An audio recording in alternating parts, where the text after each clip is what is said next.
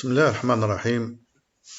Chers étudiants, bienvenue à la nouvelle vidéo consacrée au suivi du projet. C'est la suite de la dernière vidéo, la séance 7. Dans la dernière vidéo, on a fait le suivi d'une seule tâche. Aujourd'hui, dans cette vidéo-là, on va faire un suivi de plusieurs tâches et on va essayer de calculer l'avancement physique général. Et en même temps, on va apprendre à utiliser un outil de gestion de projet très performant, surtout dans le suivi des projets Primavera P6. Alors, l'avancement physique général. L'avancement physique, c'est quoi? C'est un rapport entre le physique réalisé sur le physique planifié. Généralement, c'est ça le pourcentage d'avancement physique. Mais quand on a plusieurs physiques, plusieurs tâches dont leur physique est différent. Par exemple, le physique du génie civil, c'est pas la même chose que le physique des équipements. On nous demande de calculer le pourcentage physique global pour donner une estimation globale et faire aussi l'étude de la valeur acquise. La formule du physique global, c'est ça. C'est la somme de deux rapports. Ça, par exemple, vous avez deux tâches. Ça peut être la tâche ici de génie civil, celle-là, c'est l'équipement. C'est le volume physique réalisé de la tâche A sur le volume physique réalisé de la tâche B, multiplié par un coefficient de pondération A, plus le volume physique réalisé de la tâche B sur le volume planifié de la tâche B, multiplié par un coefficient de pondération B. Et ces coefficients de pondération, généralement, c'est le rapport de coût. A, c'est le coût. Petit a, c'est le coût de la tâche A sur la somme des coûts A et B. Petit b, c'est la somme, c'est le rapport entre le coût de la tâche B sur la somme du coût A plus B. À partir de là, on peut trouver l'avancement physique global. Et on sait que l'avancement physique, quand on le multiplie par le coût planifié, le BAC, on trouve l'air net value, la valeur acquise. Et aussi, on peut calculer, si on connaît les valeurs acquises de l'ensemble des tâches déterminées d'après leur avancement physique, on fait le rapport entre la somme des valeurs acquises de l'ensemble des tâches sur la somme des coûts planifiés de l'ensemble des tâches, on peut calculer l'avancement physique. Faisons une application numérique pour mieux comprendre ça. Nous avons un projet composé de deux tâches, génie civil de 8 jours, avec un coût de 80 000 dinars, et une deuxième tâche, équipement de 6 jours, avec un coût de 600 000 dinars. Il y a un lien fin du but moins 4 jours avant la fin. On peut commencer 4 jours avant la fin du génie civil. On peut commencer les équipements 4 jours avant la fin du génie civil. On nous donne une autre information très importante concernant l'équipement. Cet équipement est décomposé, la tâche équipement, en 5 étapes. Chaque étape a un poids sur 100. Par exemple, la première étape, c'est la commande, c'est à peu près un poids de 10 par rapport à 100. La fabrication, deuxième étape, 50 sur 100. La livraison, ensuite, c'est 10 sur 100. L'installation de cet équipement-là, c'est 20, un poids de 20 sur 100. Et vous avez les essais, 10 points sur 100. On nous demande de faire un état. Le projet a démarré, on a fait un état après 7 jours de travail. Le génie civil, on a constaté lors de l'état, à la fin du 7e jour, on a constaté qu'il reste une journée et l'avancement physique mesuré du génie civil sur le terrain, 75%, et on a consommé, on a dépensé 75 000 dinars.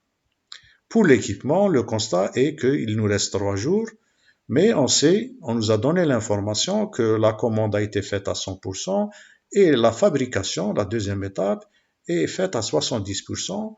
Par contre, les autres étapes sont à 0%. Et le coût qui a été dépensé avant cette date d'état, c'est 350 000 dinars. Et aussi, le coût restant est calculé par la formule, le coût, le reste à réaliser, ou bien le reste à faire, ou bien l'estimate at completion, c'est la formule donnée par la valeur acquise, par la méthode du management de la valeur acquise, c'est le coût planifié moins la valeur acquise divisé par ce rapport qui est l'indice de performance du coût. C'est la valeur acquise sur le coût réel. On nous demande de calculer l'avancement physique général du projet et donner quel est l'écart prévisionnel de fin à cette date d'étape. Alors, comment calcule-t-on? Pour calculer le pourcentage d'avancement des équipements, avec la formule déjà vue, les coefficients de pondération de la première phase, puisque c'est un poids de 10, c'est 0,1. Le coefficient de pondération de la deuxième étape, c'est coefficient 0,5 parce que son poids est de 50. Je multiplie et je trouve pour les autres, l'étape 3, 4, 5, c'est 0. C'est le 0%, donc quel que soit leur poids, c'est 0. Donc on obtient pour l'équipement un avancement physique de 45%. On peut calculer les valeurs acquises pour le génie civil, puisqu'on nous a donné comme donnée 75%, on multiplie par le bac, on trouve 60 000. Pour l'équipement, on a trouvé déjà 45%, le multipliant par le coût planifié 600 000, on trouve 270 000 dinars. Pour trouver l'ensemble, l'avancement physique, on a dit que c'est la somme des valeurs acquises sur la somme des bacs, des budgets, du budget du coût planifié. On a trouvé 48,53. Pour trouver l'écart prévisionnel de fin, le VAC, il faut connaître le coût restant, l'estimate at completion.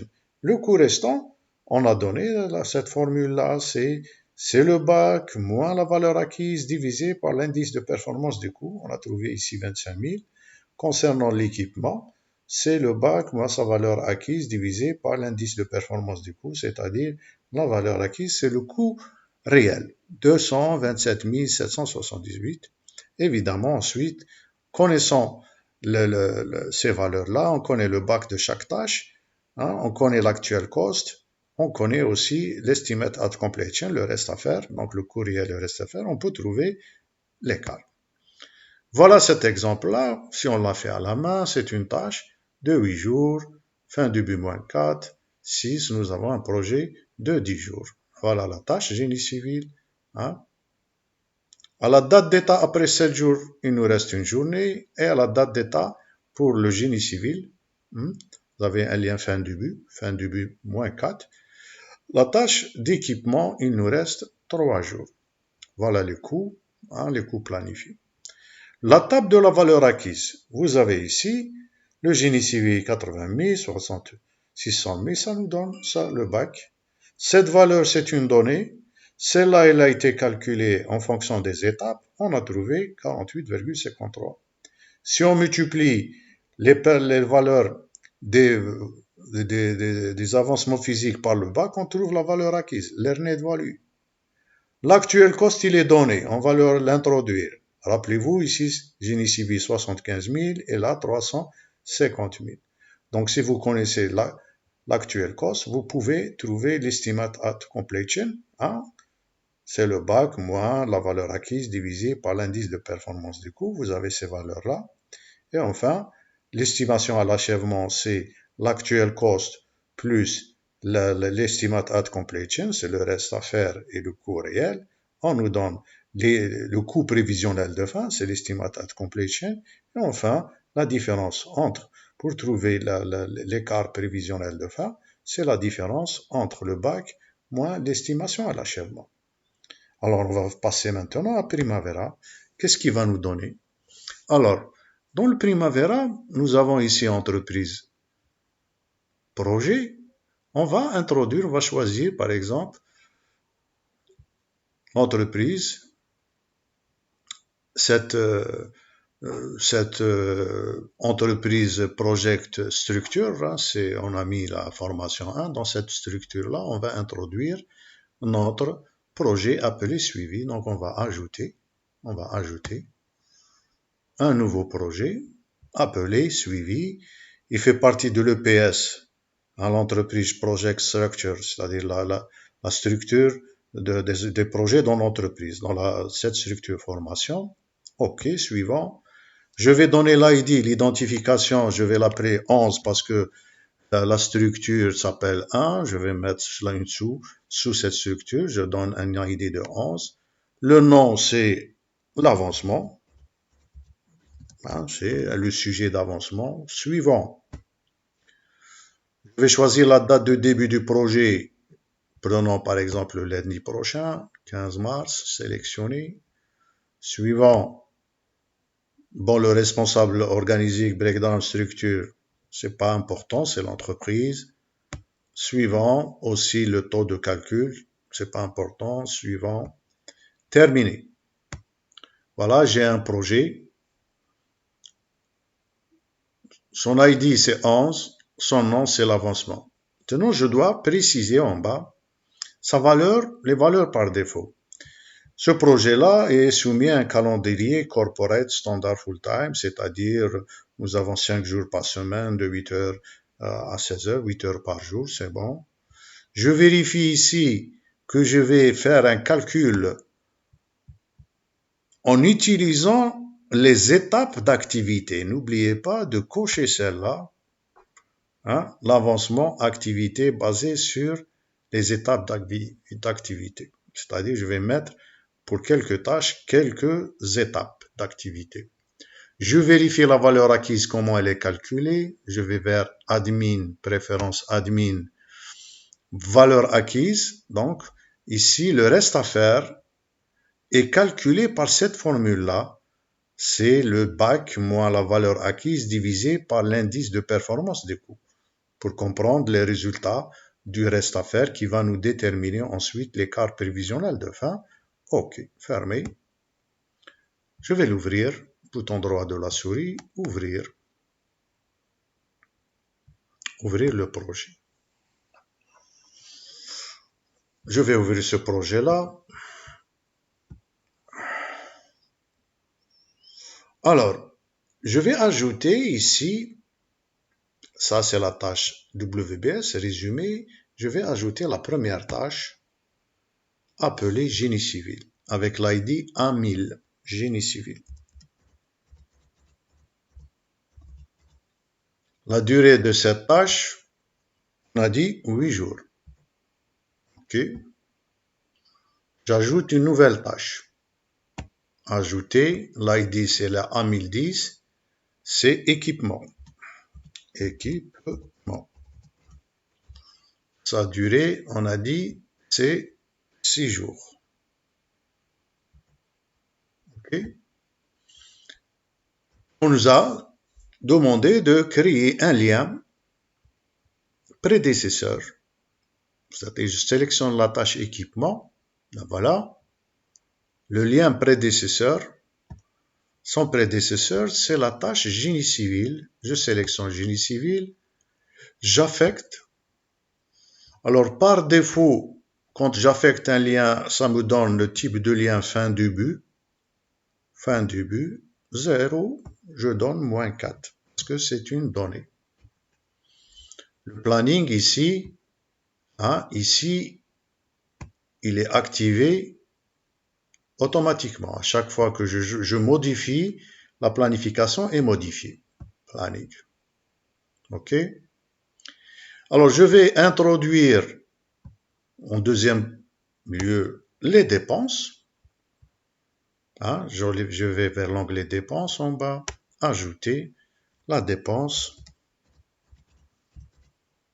La dépense de la tâche génie civil, si vous vous rappelez, c'est 80 000 dinars. Coût budgété 80 000 dinars. Équipement, la dépense, je vais ajouter dans l'onglet dépenses, c'est le coût. Le coût budgété, 600 000 dinars. Très bien. Voilà, j'ai donné les coûts. Mais aussi dans l'équipement, on m'a dit que cet équipement est décomposé en plusieurs étapes. Donc je vais cochez cette étape-là. Si elle n'existe pas, vous allez vers cet onglet. S'il n'existe pas, vous allez vers personnaliser les détails d'activité et vous choisissez. L'étape, elle était ici. Hein, je l'ai prise et puis je l'ai ajoutée ici. OK.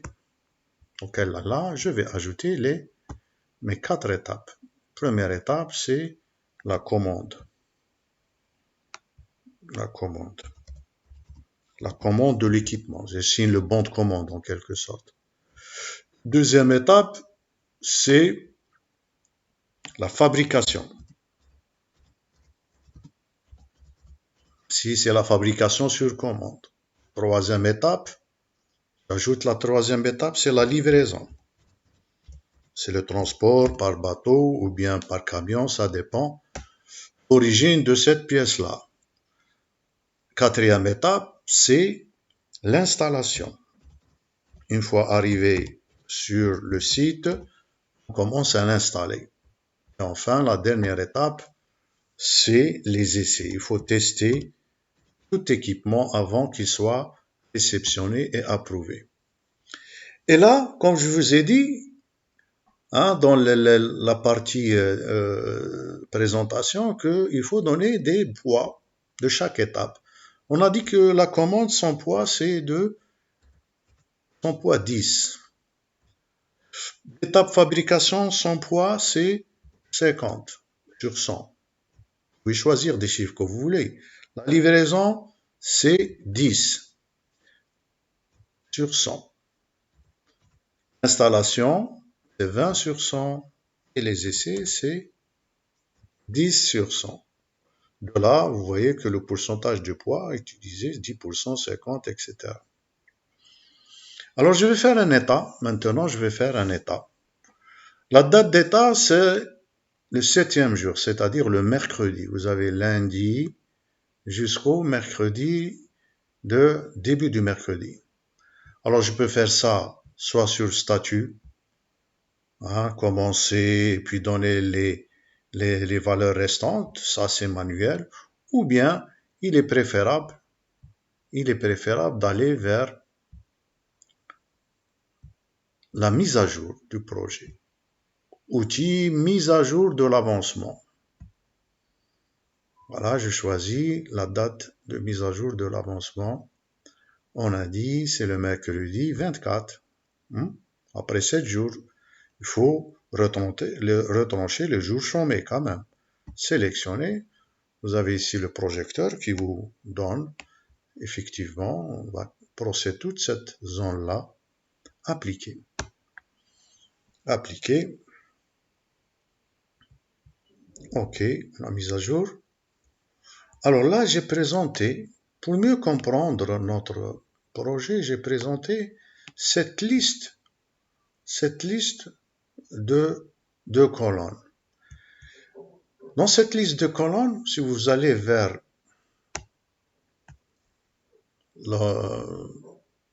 les colonnes, affichage colonnes, je voulais présenter le nom de l'activité, la durée initiale, le type de pourcentage, parce qu'il y a 3 types, pourcentage d'avancement, durée, travail, comme on l'a vu la dernière fois, et vous avez le pourcentage physique.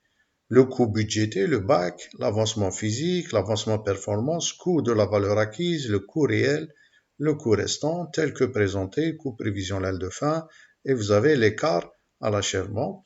Si il y a un champ qui manque, on peut le trouver ici dans les options disponibles. Il faut les déplacer uniquement. OK. Voilà. Alors, je vais changer le type de pourcentage d'avancement. Vous avez ici les types, vous avez la possibilité d'avoir l'avancement durée physique, l'avancement unité. Unité, c'est travail. Moi, je choisis l'avancement physique. Puisqu'on m'a dit qu'il faut faire une étude de l'avancement physique. La tâche équipement aussi, je vais choisir l'avancement physique. Et à cette date d'état, je vais introduire l'avancement physique, ici, de la tâche génie civil. La tâche génie civil, on m'a dit que c'est 75%. D'accord? Par contre, la tâche équipement, cet avancement physique-là est calculé à partir des avancements des étapes. Par exemple, cette tâche, la première tâche, on a dit la commande a été faite à 100%, terminée, à 100%. Il se calcule. Mais aussi, on nous a dit que la fabrication, elle est à 70%. Hein, sur l'usine de fabrication, on a fait une mission, on a trouvé qu'ils sont à 70% de fabrication. Vous voyez que quand j'ai introduit ces deux informations, la valeur physique de la tâche équipement devient égale à 45%.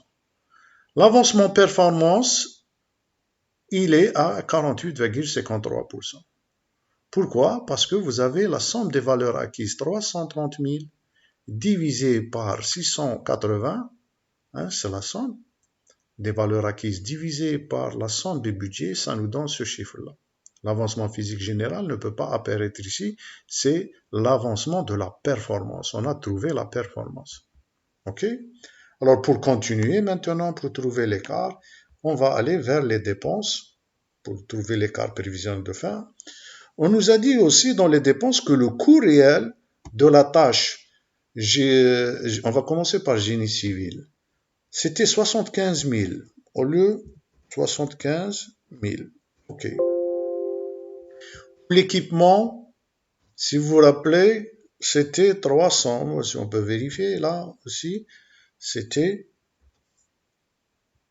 l'équipement, c'était 350. Je pense, attendez, on va voir.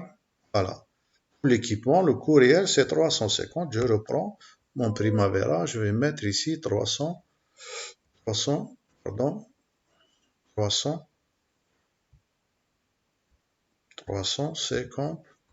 000. Voilà. Bon, ici, je fais une petite erreur, c'est équipement. Une erreur de frappe. Donc, c'est 350 000.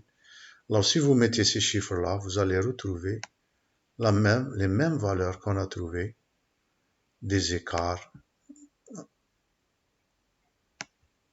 Les mêmes valeurs qu'on a trouvées, des écarts. Ici, si vous comparez avec le résultat retrouvé vers la fin, c'est-à-dire moins 197 778. L'écart prévisionnel, c'est moins 186,98. Voilà, on vous a présenté ici la méthode de calcul des avancements physiques qui sont très importants. Il faut l'objet de beaucoup de discussions entre les parties prenantes. On est où, à quel pourcentage, quels sont les écarts quand on fait un état. Voilà, merci de votre attention. Là, donc, on se verra pour une prochaine vidéo concernant le suivi ou autre. Portez-vous bien. Salam alaikum.